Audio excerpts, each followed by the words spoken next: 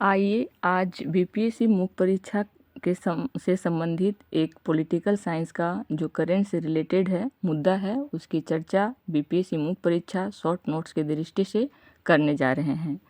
प्रश्न है, चुनावी बॉन्ड क्या है, इसके सकारात्मक तथा नकारात्मक पक्षों को उजागर करें। चुनावी बॉन्ड भारतीय लोकतांत्रिक प्रणाली में एक नवीन अवधारणा है जिसकी शुरुआत 2017-18 में हुई थी, जिसके माध्यम से राजनीतिक दलों तथा उम्मीदवारों को चुनाव लड़ने के लिए नागरिकों तथा संस्थाओं द्वारा धनराशि दी जाती है। ये धनराशि 1000 के गुणक में होते हैं, अर्थात 1000, 10,000, 10 लाख, 1 करोड़ तक की धनराशि हो सकती है। हालांकि इस चुनावी बॉन्ड के कुछ सकारात्मक तथा कुछ नकारात्मक पक्ष भी हैं जो इस प्रकार हैं। सबसे पहले हम सकारात्मक पक्षों की बात करते हैं तो इसके अंतर्गत 3 चीज़ों को महत्वपूर्ण रूप से देखा जा सकता है। सबसे पहले पारदर्शिता को बढ़ावा मिलता है, दानदाताओं की पहचान गोपनीय रखी जाती है तथा 20,000 से ऊपर की लेन देन को चेक या डिजिटल के माध्यम से किया जाता है। सबसे पहले पारदर्शिता को बढ़ावा, ये चुनावी बॉन्ड बैंकों के माध्यम से राजनीतिक दलों तक पहुंचता है जिसका ऑडिट सरकार के अधिकारियों द्वारा किया जाता है। अतः इस तरह चुनावी बॉन्ड पारदर्शिता को बढ़ावा देता है। दूसरी बात, दानदाताओं की पहचान गोपनीय रखी जाती है।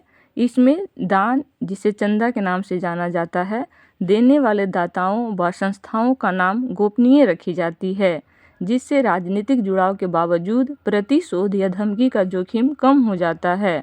तीसरा, चेक या डिजिटल को प्राथमिकता दी जाती है। चुनावी बॉन्ड के सभी लेन देन चेक या डिजिटल माध्यम से किए जाते हैं।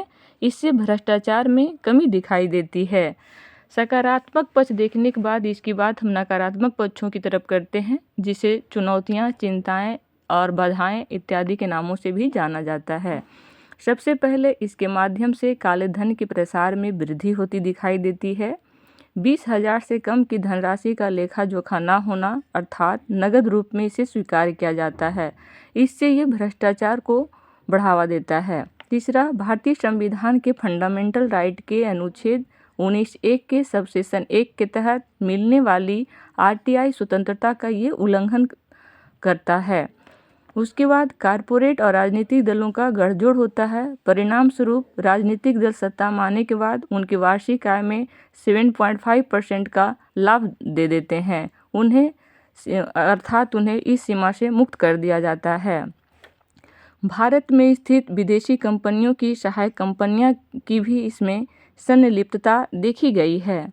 सबसे महत्वपूर्ण बात जो एक एडीआर का रिपोर्ट है, अर्थात एसोसिएशन फॉर डेमोक्रेटिक रिफॉर्म्स के एक रिपोर्ट के अनुसार वित्त वर्ष 2004-05 से लेकर 2014-15 अर्थात 11 वर्षों की अवधि में राजनीतिक दलों को अपनी कुल प्राप्त आय में 69% हिस्सा अज्ञात स्रोतों से मिला था।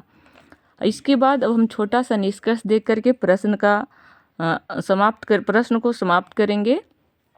अतः इस प्रकार स्पष्ट है कि चुनावी फंडिंग एक सकारात्मक पहल है, परंतु कुछ अवधारणाएं जैसे आरटीआई के दायरे से बाहर होना, 20,000 से कम रुपये का लेखा जोखा न होना कई कुंठाएं उत्पन्न करती है। वहीं 20,000 से ऊपर का लेन देन बैंकिंग व डिजिटलीकरण से होने के कारण वित्तीय समावेशन व आत्मनिर्भर भारत के डिजिटलीकरण को बढ़ावा दे रहा है। उम्मीद है आने वाले समय में ये आरटीआई के अंतर्गत होनी चाहिए, जिससे राजनीतिक दलों, चुनाव और लोकतंत्र को मजबूती प्राप्त होगी। जय हिंद, जय भारत।